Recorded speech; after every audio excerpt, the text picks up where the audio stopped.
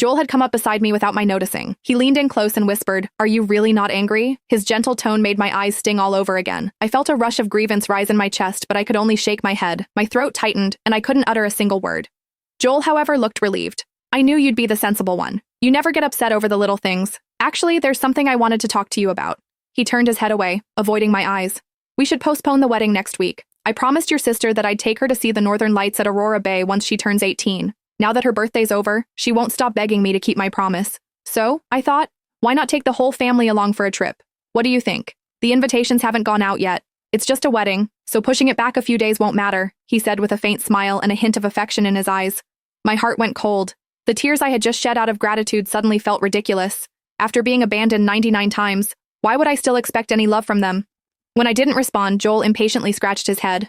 "Come on, Soph. Yvette's never been abroad before. It's her first time going somewhere that far. As her family, we should be there for her. Besides, you've never seen the northern lights either. Think of it as an early honeymoon." "Sure," I replied. Joel blinked, taken aback. "What did you say?" I let out a long breath and calmly said, I agree to cancel the wedding." "Cancel? No one's canceling anything." I said postpone. "We can't just cancel the wedding," he corrected me with a frown on his face. I lowered my head. A faint, bitter smile tugged at my lips.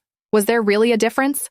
As long as Yvette was around, she would never let our wedding happen. She couldn't stand me, and she coveted everything I had. I had known that since we were children. No matter how hard I fought, I could never win. My family's favoritism was her greatest weapon, and it was the reason she could keep me under her heel all these years. Now even my fiancé had joined her side. My eyes burned, and a familiar itch started to spread across my skin. The mango juice was finally taking effect. I nodded lightly and turned to go upstairs. There was allergy medication in my room, and I needed to take them before the reaction got worse. "Are you upset because I'm going to Aurora Bay with Joel?" Yvette's voice came from behind me, dripping with false innocence. I ignored her and kept walking. Yvette had always been that way. Even if I did nothing, all she had to do was cry or pout in front of our family and everyone would rush to defend her. Joshua was the first to lose his temper. "That's enough, Soph. Didn't you hear Vivi talking to you? One moment you say you're not angry, and at the next you're giving everyone an attitude. Is this how you treat your family?" I didn't answer him. Such baseless accusations had filled my entire childhood, and I'd long since learned to face them without showing any emotion. But just as I set foot on the second floor landing, a sharp pain shot through my scalp. Someone had yanked my hair from behind. Joshua yanked my hair so hard that I stumbled down the stairs. "Vivi's an adult now. You can't just ignore her feelings like you used to." I fell to the floor, and pain shot through both my knees.